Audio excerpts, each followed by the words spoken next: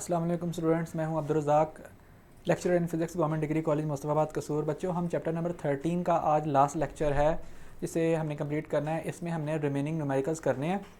तो बच्चों, कल हमने जो न्यूमेरिकल 13.1, 2, 3 एंड 7 किए थे, आज हमने 13.4, 5, 6 और 8 करने हैं। टाइम कंजर्व करने के लिए मैं सबसे पहले न्यूमेरिकल 13.8 स्टार्ट करता हूँ। सो आइए हम अपने न्यूमेरिकल की तरफ चलते हैं। न्यूमेरिकल 13.8, सबसे पहले जो हमें डेटा गिवन है that is given data. Actually diagram given है तो मैं यहाँ पर डायग्राम लिख लेता हूँ पहले, गिवन डायग्राम। अब उसके बाद यहाँ पे हम डायग्राम बना लेते हैं।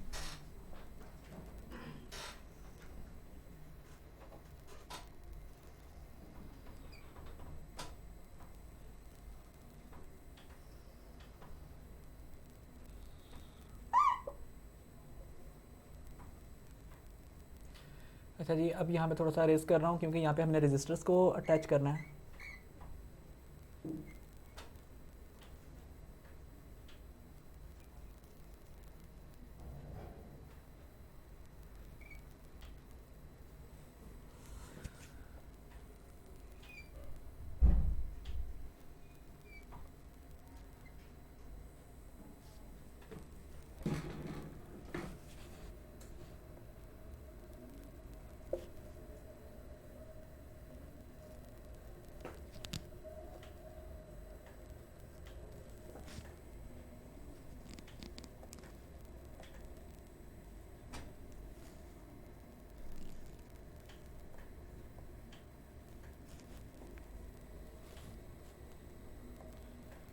अच्छा जी, तो हमें इस तरह की एक शेप गिवन है जिसमें मैं अब इन वाली तमाम वैल्यूज़ को ना यहाँ पे सिंबल्स दे देता हूँ और यहाँ पे गिवन डेटा के अंदर इनकी वैल्यूज़ लिख लेता हूँ।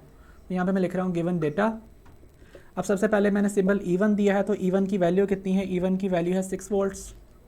उसके बाद ये वाली बैटरी E2 है और जो E2 की वैल्यू है वो कितनी है? E2 की वैल्यू है 10 वोल्ट्स। इसी तरीके से ये R1, R2, R3 और R4 है। इन सब की वैल्यू 1 ओम है, तो यहाँ पे मैं लिख लेता हूँ R1, R2, R3 and R4। इन सब की वैल्यू 1 ओम्स है, ठीक है। तो 1.0 इसलिए लिखा हुआ है कि वो दो सिग्निफिकेंट फिगर तक कैलकुलेशन करना चाह रहे हैं, तो हम भी चलो 1.0 ओम्स लिख लेते हैं। और ये जो ये वाली रेजिस्टेंस है R5 एंड R6, इनकी वैल्यू 2 ओम्स है। सो यहाँ पे लिख लेते हैं R2 that is equal to 2 ohms. Actually ये R5 है, तो R5 भी यही है और R6 भी यही है। अब उसके बाद नेक्स्ट चीज़ पूछी क्या है? क्वेश्चन की स्टेटमेंट पढ़ रहा हूँ। क्वेश्चन की स्टेटमेंट है find the current and power dissipated in each resistance of the circuit. That means मुझे क्या क्या फाइंड करना है? I1, I2, I3, I4, I5, I6, P1,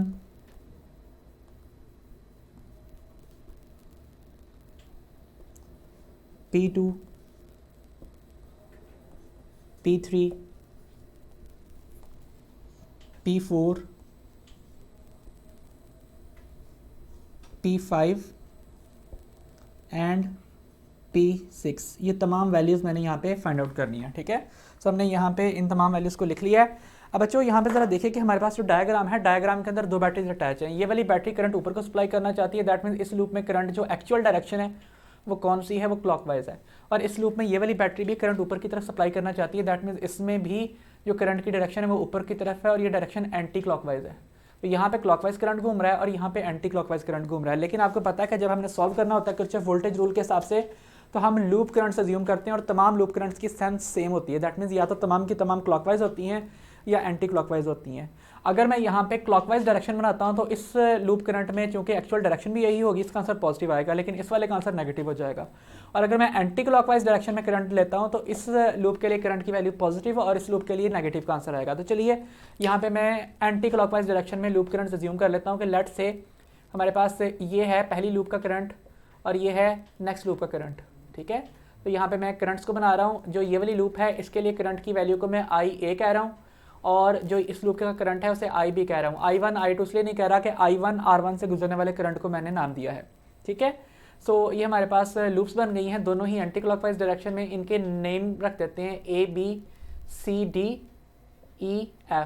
अब करना क्या है, आपको पता है किरचॉफ वोल्टेज रूल अप्लाई करना है। तो यहाँ पे मैं लिख लेता हूँ apply Kirchhoff voltage rule for loop ABCDA। इस वाली लूप के लिए हम किरचॉफ वोल्टेज रूल की इक्वेशन अप्लाई करने लगे हैं। लेट्स से यहाँ से स्टार्ट करते हैं। बैटरी करंट किस तरफ देना चाहती है, ऊपर की तरफ, लेकिन लूप करंट हमारा अज्यूम्ड लूप करंट जो कि जरूरी नहीं कि एक्चुअल हो, वो ऊपर की तरफ से नीचे की तरफ फ्लो कर रहा है और वो बैटरी के पॉजिटिव से एंटर होकर नेगेटिव से एग्जिट हो रहा है। दैट मीन्स बैटरी यहाँ पे एनर्जी प्रोवाइड नहीं कर रही इस लूप करंट के लिए, बल्कि वेस्ट करवा रही है। तो इसलिए मैं यहाँ पे क्या लिख देता हूँ, मैं यहाँ पे लिख लेता हूँ -E1। उसके बाद इस लूप करंट की डायरेक्शन में चलते हुए यहाँ पे आए तो नेक्स्ट रेजिस्टेंस R3 है, इसके अक्रॉस ड्रॉप्ड वोल्टेज की वैल्यू है VR3। फिर आप चलते हुए मजीद आगे आते हैं तो यहाँ पे R5 आता है और इस पर ड्रॉप्ड वोल्टेज क्या है, VR5। और उसके बाद यहाँ से मजीद आगे चलें तो रास्ते में जो रेजिस्टेंस आती है वो क्या है, वो है VR1। और लूप कंप्लीट हो गई है, सबका सम 0 है। अब जिन चीज़ों की वैल्यू नहीं पता उनके ऊपर आप ओहम्स लॉ अप्लाई कर दीजिए। यहाँ पे मैं लिखता हूँ -E1। अच्छा जी, R3 से कौन सा करंट गुजर रहा है, IA। ओहम्स लॉ कैसे अप्लाई करेंगे, IA इंटू R3। और R5 से कौन सा करंट गुजर रहा है, एक करंट ऊपर की तरफ गुजर रहा है जो कि एनर्जी वेस्ट करवा रहा है इस लूप के लिए, और नेबरिंग लूप का करंट इस लूप की डायरेक्शन से ऑपोजिट है। इसका मतलब है वो नेट करंट कम करके एनर्जी बचाने की कोशिश में है। कल एक स्टूडेंट ने क्वेश्चन ये पूछा था कि रेजिस्टेंस एनर्जी बचा कैसे सकता है, प्रोवाइड कैसे कर सकता है, ये तो हमेशा ही डिसिपेटिंग होता है। तो बच्चों लेट से मैं कहता हूँ कि यहाँ पे ये करंट 100 एम्पेयर है और रेजिस्टेंस 1 ओम है, ठीक है। V = IR के मुताबिक कितनी एनर्जी पर यूनिट चार्ज या वोल्टेज वेस्ट हुआ, वो हुआ 100 वोल्ट। अब अगर मैं कहूँ कि नेबरिंग लूप का जो करंट है वो है 20 एम्पेयर्स और ये रेजिस्टेंस है 1 ओम, तो नेबरिंग लूप में कितनी एनर्जी वेस्ट हुई, वो हुई 20 वोल्ट या 20 जूल पर कूलम। लेकिन अब इस लूप में चूंकि ये करंट भी गुजर रहा है तो बजाय 100 वोल्ट वेस्ट हो, नेट करंट ऊपर की तरफ 100 और नीचे की तरफ 20 का डिफरेंस ले तो कितना बचता है, 80। इसका मतलब है कि अब 80 वोल्ट, ये that means 80 joule per coulomb energy waste हो रही है। पहले कितनी होनी थी, 100, अब कितनी हो रही है, 80। इसका मतलब ये नहीं कि नेबरिंग लूप का करंट एनर्जी प्रोवाइड कर रहा है, बस वो एनर्जी बचा रहा है कि इस लूप करंट में ज़्यादा करंट फ्लो करके एनर्जी वेस्ट ना हो, ठीक है। तो जाहिर बात है कोई भी रजिस्टर एनर्जी डिसिपेटिंग सोर्स ही होता है, वो कभी एनर्जी प्रोवाइड नहीं करता। लेकिन नेबरिंग लूप का करंट जो ऑपोजिट डायरेक्शन में है उसने क्या करना है, नेट करंट कम करना है, और नेट करंट कम करने से क्या होना है, एनर्जी बचनी है, ज़्यादा वेस्ट होने के बजाय कम वेस्ट होनी है, ठीक है। तो यहाँ पे हमने ये बात कर दी। अब R5 के क्रॉस दो करंट्स हैं, एक अपवर्ड IA और एक डाउनवर्ड है IB। तो यहाँ पे क्या लिख लेते हैं हम, IA minus IB into R5, और R1 से अगेन कौन सा करंट गुजर रहा है, IA। तो क्या लिखेंगे यहाँ पे, IA into R1 is equal to 0। अब फर्दर ये ब्रैकेट ओपन कर लेता हूँ, क्या आएगा, -E1 minus IA R3 minus IA R5 plus IB R5 minus IA R1। तो बच्चों यहाँ पे देखो अगेन आंसर पॉजिटिव आ रहा है। अब आपको पता है कि हमारी लूप का करंट एक्चुअल इस डायरेक्शन में नहीं है, ठीक है, लेकिन इस लूप करंट के हिसाब से ये जो IB करंट है ये R5 से गुजरते हुए एनर्जी बचाने की कोशिश कर रहा है, जो बाद में गलत साबित हो जाएगी क्योंकि एक्चुअल डायरेक्शन इस तरफ आनी है, IA प्लस IB होना है एनर्जी वेस्ट करवाने वाला, ठीक है। जब आप सॉल्व कर लोगे, फाइनल आंसर फाइंड आउट कर लोगे, तो IA भी इस तरफ हो जाएगा, IB भी इस तरफ हो जाएगा, दोनों करंट्स एक ही डायरेक्शन में गुजरेंगे, उनको ऐड करना पड़ेगा, ठीक है, एनर्जी डिसिपेटेड के लिए। तो इसका मतलब है कि फिलहाल हम लूप करंट के हिसाब से देख रहे हैं, तो ये जो रेजिस्टेंस है ये क्या कर रही है, ये एनर्जी वेस्ट करवा रही है। अब हम इनमें वैल्यूज पुट करते हैं। E1 की वैल्यू कितनी है, E1 की वैल्यू है 6 वोल्ट, IA अननोन है, R3 1 ओम है, IA अगेन अननोन, R5 कितना है 2 ओम्स, IB अननोन है, R5 कितना है वो है 2 ओम्स, फिर IA अननोन है, और R1 कितना है 1 ओम, और सम कितना है 0।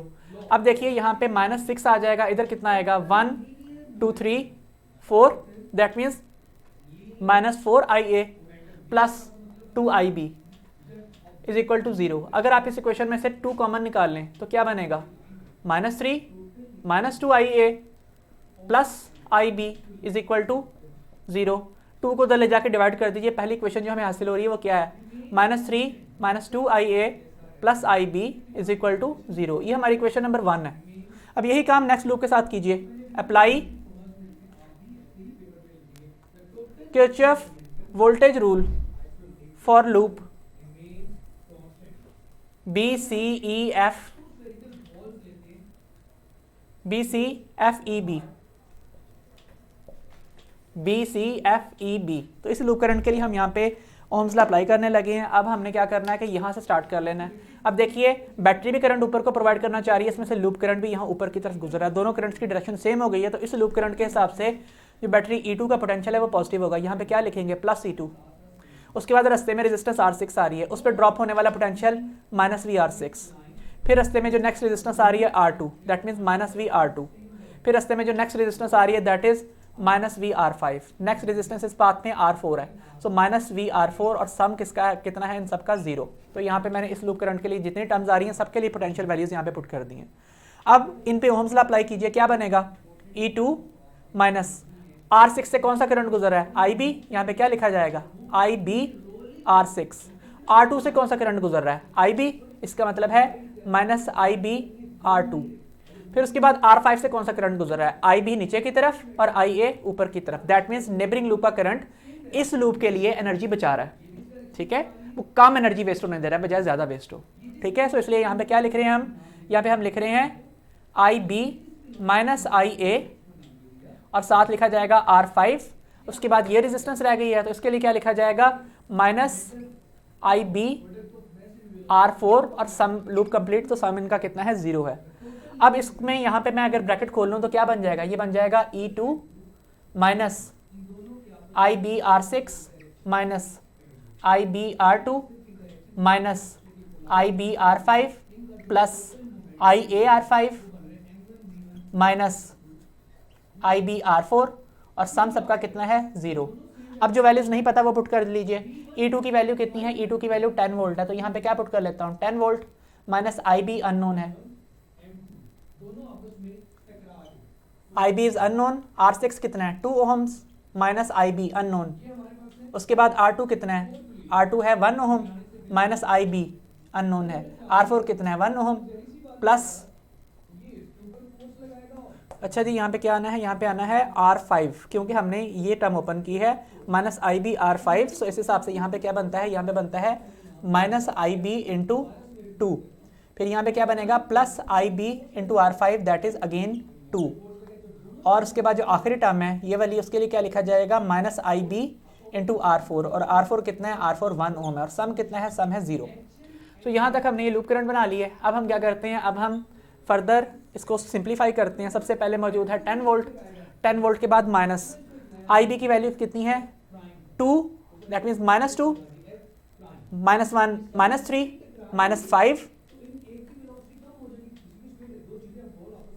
एक्चुअली यहाँ पे भी क्या है, यहाँ पे IA मौजूद है, यहाँ पे IA है तो इधर भी IA आना है। इसका मतलब है यहाँ पे क्या आएगा, 2 3 4 5 6, ठीक है। तो ये तमाम टर्म्स नेगेटिव हैं, सो 10 और यहाँ पे क्या आएगा, -6 IB और साथ क्या मौजूद है, +2 IA। तो ये हमारे पास टर्म बन जाती है इज इक्वल टू 0। फिर से मैं काउंट कर लेता हूँ कि यहाँ पे 10 है, IB के साथ कितने कोफिशिएंट्स हैं, 2 3 4 5 6 और IA के साथ क्या मौजूद है, 2 मौजूद है। अब अगर इस इक्वेशन से भी 2 कॉमन निकाल लिया जाए तो यहाँ क्या बचता है, 5 plus IA minus 3 IB is equal to 0। आप 2 को सिर्फ ले जाइए, नेक्स्ट इक्वेशन क्या बन जाती है, 5 plus IA minus 3 IB is equal to 0। ये हमारी इक्वेशन नंबर 2 है। अब हमने इक्वेशन 1 और 2 को साइमल्टेनियसली सॉल्व करना है। जरा देखिए, या तो मैं इस इक्वेशन को 3 से मल्टीप्लाई कर दूं और इस इक्वेशन से ऐड कर लूं, या फिर मैं ये काम करूं कि मैं इस वाली इक्वेशन को 2 से मल्टीप्लाई कर दूं और इसमें ऐड कर लूं। कोई भी एक काम कर लेंगे तो हमारे पास आंसर आ जाएगा। लेट्स से मैं कहता हूं कि मैंने यहाँ पे क्या करना है, 3 times equation number 1 plus equation number 2 करना है। सो इक्वेशन नंबर 3 में क्या मौजूद है, 3 है, 3 से मल्टीप्लाई करना, क्या बन जाएगा, -9 minus 6 IA plus 3 IB is equal to 0। मैंने इस पूरी इक्वेशन को 3 से मल्टीप्लाई कर दिया। अब नेक्स्ट क्या करना है, नेक्स्ट हमने ये वाली इक्वेशन लिखनी है। ये इक्वेशन क्या है, 5 plus IA minus 3 IB is equal to 0। तो इस इक्वेशन को सॉल्व कर लेते हैं। सॉल्व करेंगे, यहाँ पे क्या आएगा, -4, इधर क्या आएगा, +5,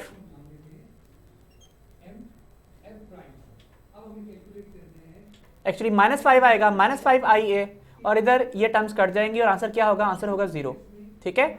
सो अब अगर आप -4 को उधर ले जाएं तो इक्वेशन क्या बनती है? इक्वेशन बनती है -5IA इज इक्वल टू 4 या फिर IA is equal to -4/5 ampere. ये हमारे पास IA की वैल्यू आ चुकी है। अगर मैं इसे फ्रैक्शनल फॉर्म में लिखूँ तो ये क्या बन जाएगी? ये बन जाएगी IA is equal to -0.8 ampere. जिस तक मैंने आपको पहले बताया था कि यहाँ पे नेगेटिव में आंसर आने वाला है, क्योंकि एक्चुअली करंट ने इस तरह घूमना है और हमने loop current Kirchhoff voltage rule की मेथोडोलॉजी फॉलो करने के लिए एंटी क्लॉकवाइज डायरेक्शन में बनाया हुआ है, क्योंकि दोनों लूप करंट सेम होने चाहिए। अब आप इस वैल्यू को इक्वेशन नंबर 1 या 2 में पुट कर लीजिए। लेट से मैं कहता हूँ कि मैं इसे पुट कर रहा हूँ इक्वेशन नंबर 2 में, पुट इन इक्वेशन 2। तो इक्वेशन क्या बन जाएगी? इक्वेशन बन जाएगी 5 plus IA -3IB is equal to 0। इसमें IA की जगह पे क्या पुट करना है? -4/5। ये बन जाएगा 5 -4/5 -3IB इज इक्वल टू 0। अब आप -3IB को उस तरफ ले जाएं, ये बन जाएगा 5 -4/5 इज इक्वल टू 3IB। इस साइड का आप एलसीएम लेंगे, एलसीएम लेने से इक्वेशन क्या बन जाएगी? ये इक्वेशन बन जाएगी 5 इधर आएगा 25 -4 is equal to 3IB। That means ये बन रहा है 3IB इज इक्वल टू 21/5 या फिर IB इज इक्वल टू 21/15। तो इसको फर्दर आप सिंप्लीफाई करेंगे तो ये क्या बनेगा? IB is equal to 7/5 ampere. तो ये हमारे पास IB की वैल्यू आ जाएगी। और यहाँ पे अगर मैं इसको फ्रैक्शनल फॉर्म में सॉल्व कर लूँ तो क्या बनेगा? IB is equal to 1.4 ampere.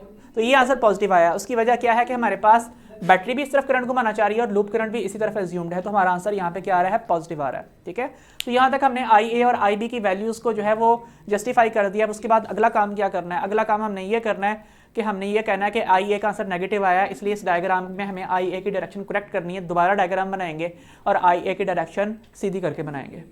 ठीक है, तो यहाँ तक नेगेटिव का काम खत्म हो गया। अब कोई टर्म नेगेटिव नहीं लिखनी, अब सिर्फ हमने असल डायरेक्शन सीधी कर लेनी है। वो किस तरह से? हम यहाँ पे इस लूप को मिटाएंगे दोबारा। एक्चुअली आप तो दोबारा बनाओगे इसको, तो मैं बोर्ड पे यहाँ पे से रेज कर रहा हूँ और इस इक्वेशन में ये IA की डायरेक्शन इस डायरेक्शन में। दैट मीन्स अब हमारे पास एक्चुअल डायरेक्शन आ चुकी है। नेगेटिव साइन मैंने सॉल्व कर दिया, अब आगे नेगेटिव साइन मौजूद नहीं है। ठीक है, तो अब मैं ये तमाम वैल्यूज फाइंड आउट करने लगा हूँ।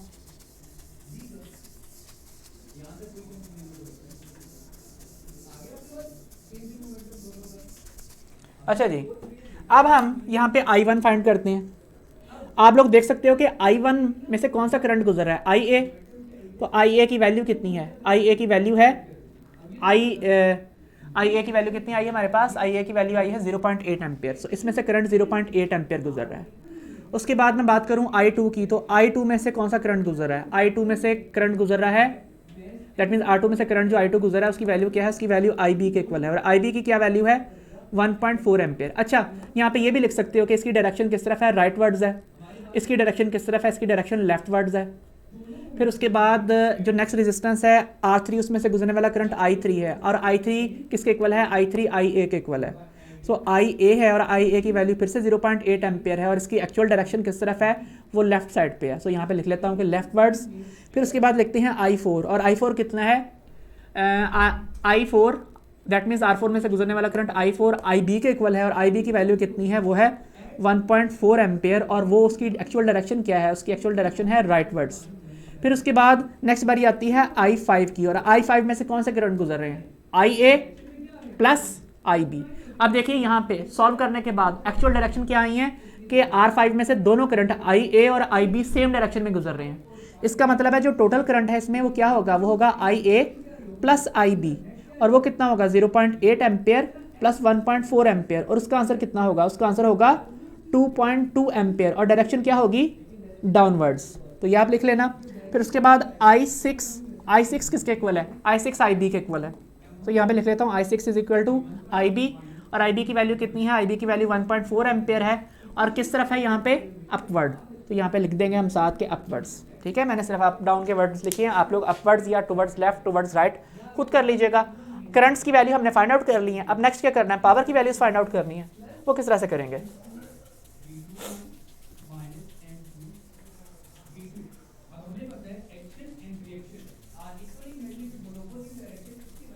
अच्छा भाई, जो पावर P1 है वो किस तरह से आएगी, power P1 will be I1 square R1, I1 की वैल्यू है 0.8 स्केयर इंटू 1, आंसर क्या होगा 0.64 watts. Power P2 is I2 square R2 और I2 है 1.4 मल्टीप्लाइड बाय R2 1 और इसका आंसर कितना होगा 1.96 वॉट्स। अच्छा उसके बाद पावर P3 क्या होगी I3 स्केयर R2, I3 की वैल्यू भी 0.8 है, सॉरी R3, और R3 की वैल्यू भी 1 है, तो इसका आंसर कितना होगा 0.64 वॉट्स। और पावर P4 वो कितनी होगी, वो होगी I4 square into R4, I4 कितना है, I4 1.4 एम्पेयर है, तो यहाँ पे लिख लीजिए 1.4 square into 1 that means 1.96 watts. फिर पावर P5 क्या है, that is I5 square R5, I5 की वैल्यू कितनी है, I5 की वैल्यू 2.2 एम्पेयर है, तो यहाँ पे 2.2 का स्केयर कीजिए और साथ आप R5 दैट मीन्स 2 से मल्टीप्लाई कर दीजिए, तो इसका आंसर कितना होगा, इसका आंसर होगा हमारे पास 5 पॉइंट समथिंग आएगा और उसको डबल करने से क्या बनेगा 4.84 आएगा और उसको डबल करने से क्या बनेगा 9.68 वॉट्स। तो ये पावर P5 होगी। पावर P6 किस तरह से आएगी, वो आएगी I6 square into R6, I6 कितना है, I6 1.4 है, उसको स्केयर करना है और 2 से मल्टीप्लाई कर देना है, तो 1.4 स्केयर 1.96 होगा, उसको 2 से मल्टीप्लाई करें तो कितना बनेगा 3.92 वॉट्स होगा। तो इस तरीके से जो वैल्यूज भी इस क्वेश्चन में पूछी गई थी हमने वो फाइंड आउट कर ली हैं, ठीक है। सो अब हम अपने नेक्स्ट क्वेश्चन की तरफ चलते हैं और अब मैं इसके बाद 13.6 करवाऊंगा, उसमें भी डायग्राम गिवन है।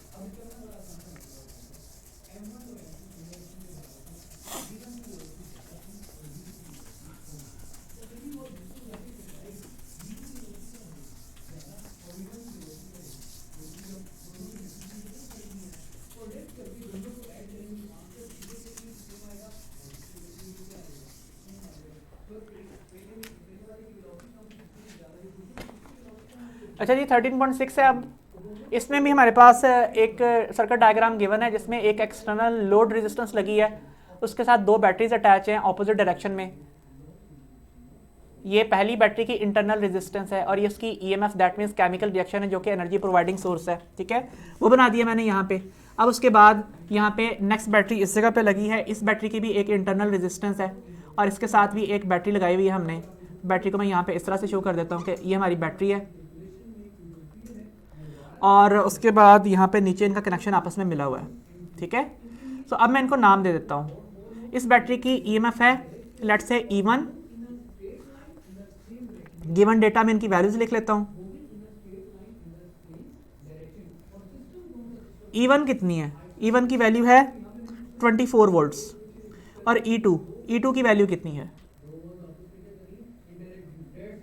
E2 की वैल्यू है 6 वोल्ट्स। इसी तरीके से ये स्मॉल रेजिस्टेंस R1 है, स्मॉल रेजिस्टेंस R1 0.10 ओम है और ये जो स्मॉल रेजिस्टेंस R2 है इसकी वैल्यू कितनी है, इसकी वैल्यू है R2 is equal to 0.90 ohms और ये रेजिस्टेंस R है और इसकी वैल्यू कितनी है, इसकी वैल्यू है 8.0 ओम्स। सो ये हमने तमाम वैल्यूज लिख ली हैं और हमसे पूछा क्या गया है, रिक्वायर्ड है what calculate the terminal potential difference of each cell in the circuit. That means मुझे इन दोनों सेल्स के टर्मिनल्स पे आने वाले वोल्टेजेस की वैल्यू फाइंड आउट करनी है। मुझे VT1 फाइंड करनी है और VT2, ये दोनों वैल्यूज को मैंने फाइंड आउट करना है।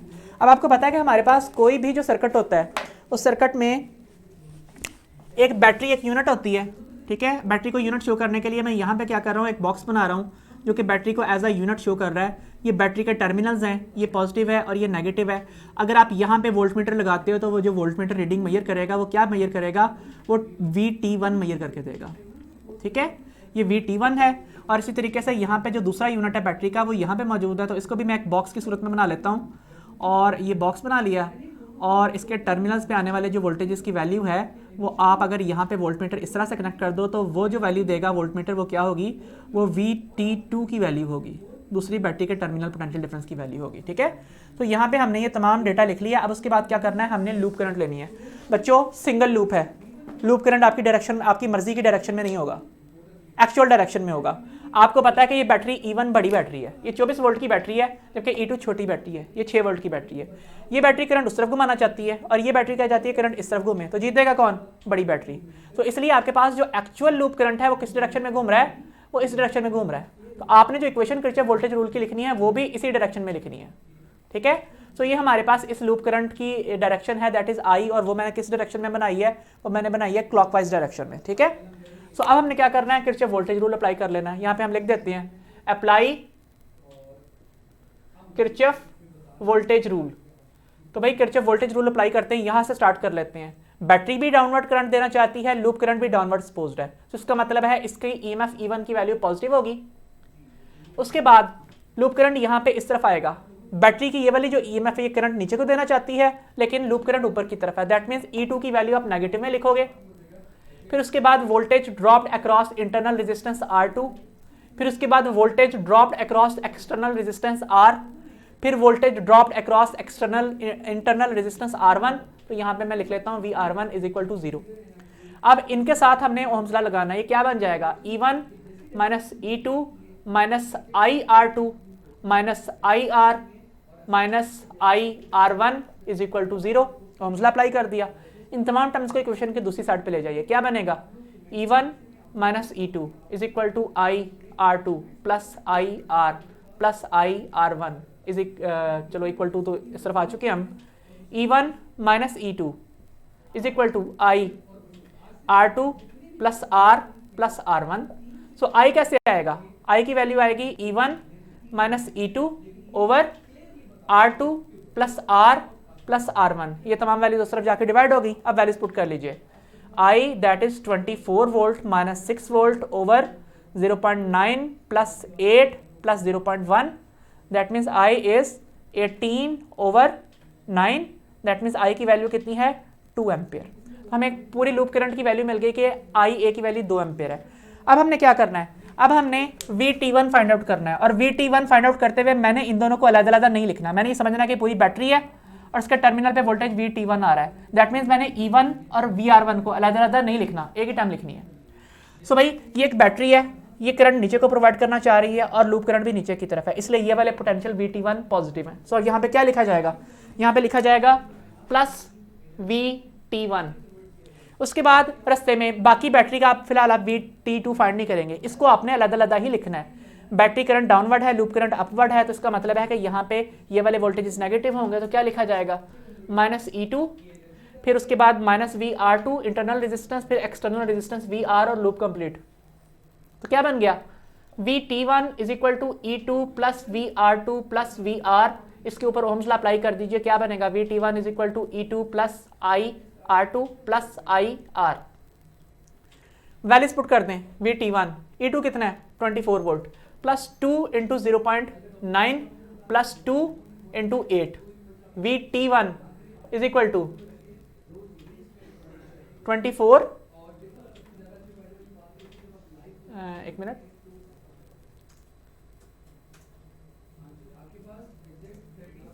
ये जो E2 की वैल्यू है ये कितनी है, ये 6 वोल्ट है, E2 की वैल्यू 6 वोल्ट है, तो यहाँ पे हमने 6 वोल्ट लिखना है, तो क्या बनेगा 6 प्लस 1.8 प्लस 16, तो VT1 कितना आएगा, VT1 आएगा 16 प्लस 6 22 प्लस 1 23 प्लस 0.8 23.8 वोल्ट। तो इसका मतलब है VT1 की वैल्यू 23.8 वोल्ट है। अब उसके बाद आपने इस वाली बैटरी का terminal potential difference VT2 find करना है, तो अब आप इसको एज अ यूनिट डील कीजिए। इसमें E2 और VR2 अलग नहीं लिखने, E2 और VR2 अलग नहीं लिखने, इनको एक यूनिट की तरह लिखना है। तो भाई इसको आप ओपन कर लें, इसको ओपन करेंगे तो इक्वेशन क्या बनेगी, इक्वेशन बनेगी कि E1 पॉजिटिव है क्योंकि लूप करंट और बैटरी करंट एक डायरेक्शन में है। उसके बाद रास्ते में ये पूरी बैटरी आ रही है जिसके टर्मिनल्स पे VT2 आ रहा है और आपने इसको एज अ यूनिट डील करना है। अब बैटरी करंट नीचे को देना चाह रही है लेकिन लूप करंट ऊपर को है, तो VT2 की वैल्यू नेगेटिव आएगी। यहाँ पे क्या लिखा जाएगा, माइनस VT2, आगे मौजूद है VR, फिर है VR1 और लूप कंप्लीट है, तो दैट मीन्स अब हमने VT2 को एज अ यूनिट लिख लिया है।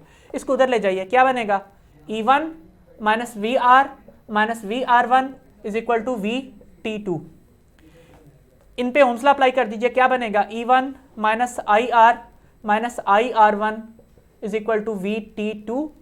वैल्यूज पुट कीजिए, E1 है 24 minus 2 into 8 -2 × 0.1 is equal to VT2 क्या बन रहा है 24 - 16 -1.8 sorry -0.2 this is VT2।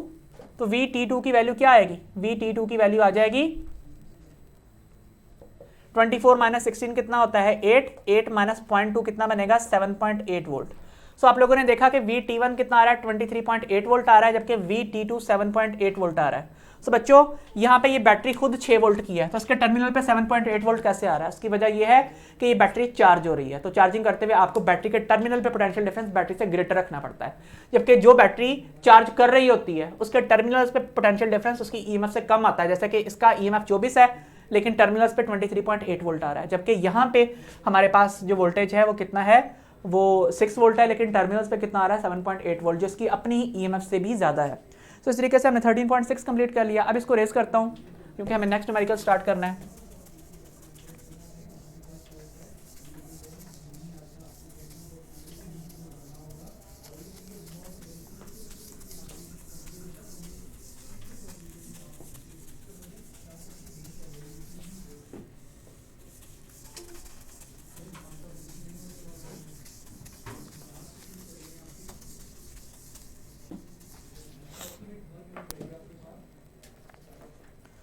Okay ji, numerical 13.4 है। गिवन डेटा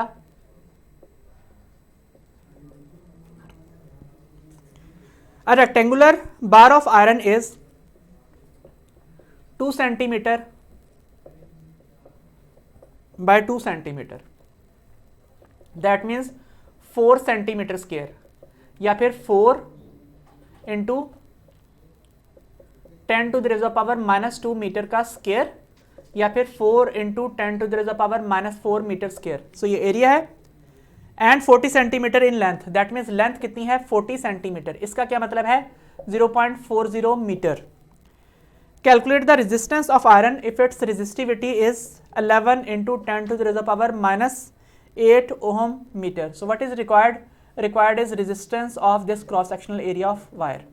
ठीक है, सो रेजिस्टेंस फाइंड करनी है। कैसे फाइंड करेंगे, फार्मूला क्या है, फार्मूला है R is equal to ρL/A। अब हम इनमें वैल्यूज पुट कर देते हैं, क्या बनेगा R is equal to 11 into 10 to the raise of power -8, length है 0.40 और एरिया कितना है 4 into 10 to the raise of power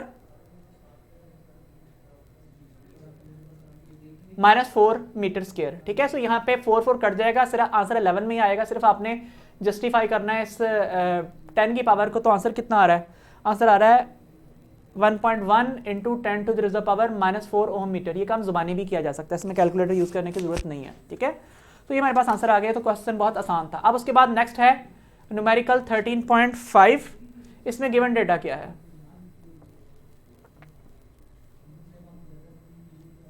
given data है the resistance of an iron wire eight 0 degree Celsius, that means 273 kelvin is 1 into 10 to the raise of power 4 ohm, R not की term में लिख लिया। What is resistance at 500 degree Celsius? That means final temperature T is 500 degree Celsius, that means 773 Kelvin। Delta T निकालना है। Delta T क्या होता है, final minus initial temperature. 500 - 0 क्या बनेगा 500 डिग्री सेल्सियस, और 773 - 273 क्या बनेगा 500 केल्विन। तो बच्चों यहां से आपको एक बात पता चल जानी चाहिए, वो ये कि बेशक आप एब्सोल्यूट टेम्परेचर्स में सेल्सियस से केल्विन में चेंज करते हुए आप 273 ऐड कर देते हो, लेकिन चेंज में सेल्सियस और केल्विन चेंज बराबर होता है। ठीक है, 500 degree Celsius change in temperature का मतलब है 500 केल्विन चेंज इन टेम्परेचर, जबकि केल्विन में 273 से 773 चेंज आ रहा है, जबकि सेल्सियस में 0 से 500 डिग्री सेल्सियस चेंज आ रहा है। सो सेल्सियस और केल्विन में जो टेम्परेचर चेंज है वो बराबर होता है। हाँ, फ़ारेनहाइट में बराबर नहीं होगा। ठीक है, सो ये R नॉट लिख दिया। उसके बाद क्या है what is its resistance at 500 degree Celsius if the temperature coefficient of resistance of iron alpha is 5.2 into 10 to the raise of power -3 पर केल्विन। ये अल्फा की वैल्यू है। पूछा क्या गया है, पूछा ये गया है कि what is it's final resistance at this temperature, जिसका नाम क्या है RT, ये फाइंड करना है। कैसे फाइंड आउट करना है, सॉल्व कर लेते हैं। सो बच्चों आपको पता है अल्फा का फॉर्मूला क्या होता है, delta R over R0 delta T। तो डेल्टा R किसके इक्वल आएगा, वो आएगा अल्फा R0 डेल्टा T के इक्वल। ये क्या बनेगा, RT minus R0 is equal to alpha R0 delta T। फिर आप RT निकालेंगे, वो कैसे आएगी, R0 plus alpha R0 delta T, या RT is equal to R0 into 1 plus alpha delta T। तो बच्चों आपको अगर ये क्वेश्चन डायरेक्टली याद है तो आप यहाँ से भी कंटिन्यू कर सकते हो बजाय पूरी डेरिवेशन करने के। सो R0 की वैल्यू कितनी है, वो है 1 into 10 to the power plus 4, और उसके बाद 1 प्लस अल्फा कितना है 5.2 इंटू 10 टू द पावर -3, और टेम्परेचर चेंज कितना है, टेम्परेचर चेंज है 500। तो जब आप इसकी वैल्यू को सॉल्व करेंगे तो RT का आंसर कितना आएगा, वो आएगा 3.6 into 10 to the power 4 ohms. तो यहाँ तक हमने अपने न्यूमेरिकल कंप्लीट कर लिए हैं, हमारा चैप्टर यहाँ पे कंप्लीट हो रहा है। मैं ज़रा देखूँ कि अगर आप लोगों के कोई क्वेश्चंस हैं तो उसके आंसर कर दूँ।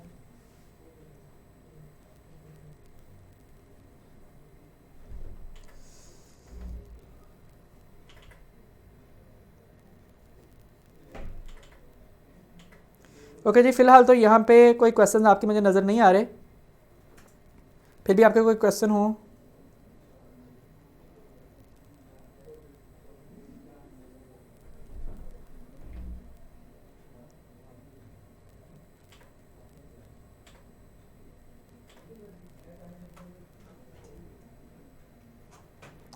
ताहिर कह रहे हैं कि diagrammatic numerical are not important for exam. तो बच्चों ये जो न्यूमेरिकल है 13.7 ये तो एग्जाम में आ चुका है।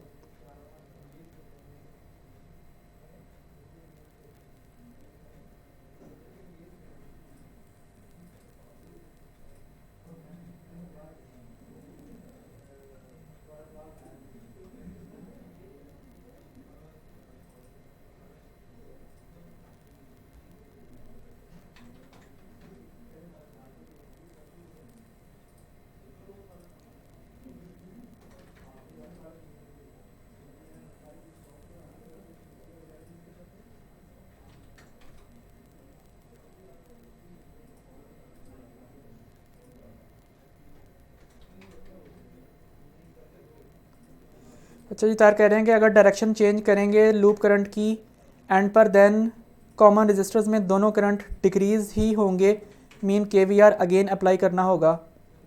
बच्चों ये मुझे क्वेश्चन की समझ में नहीं आई। आपने एक ही दफ़ा KVR अप्लाई करना है, जब आंसर आ जाने तो आंसर आने के बाद करेक्ट डायरेक्शन लगा के नेट करंट निकाल लेना है, फिर तो दोबारा किरचॉफ वोल्टेज रूल लगाने की ज़रूरत नहीं है। ठीक है,